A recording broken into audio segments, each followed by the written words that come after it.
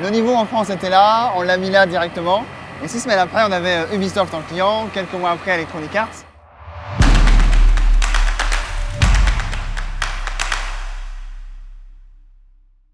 Avec mon associé Olivier, mon associé de l'époque, on a déménagé JK Group, donc ma troisième société, ici au 20 boulevard Montparnasse. Elle existe toujours, je viens de vérifier. Ils sont toujours là dans les locaux. C'est ma troisième société dans le monde de l'e-sport, de l'audiovisuel. Partie de zéro avec donc Olivier mon associé, Florian mon troisième associé. Un jour on a fait une démo qui s'appelait les All-Star Games, démo de compétition. Le niveau en France était là, on l'a mis là directement. Et 6 semaines après on avait Ubisoft en client, quelques mois après Electronic Arts.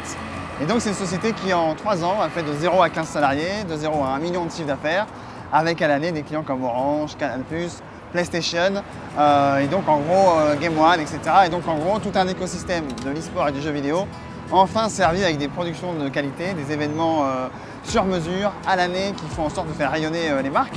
C'est une partie de ma vie sur laquelle j'ai beaucoup d'affection. Ça n'a pas été facile quand ça s'est arrêté, parce que j'ai eu un conflit d'associés, j'aurai l'occasion d'y revenir. Mais une fois digéré tout ça, objectivement, je pense qu'il n'y a rien de mieux que de se lancer. On devait avoir une moyenne d'âge dans les 15 collaborateurs de peut-être 24, 25, 26 ans.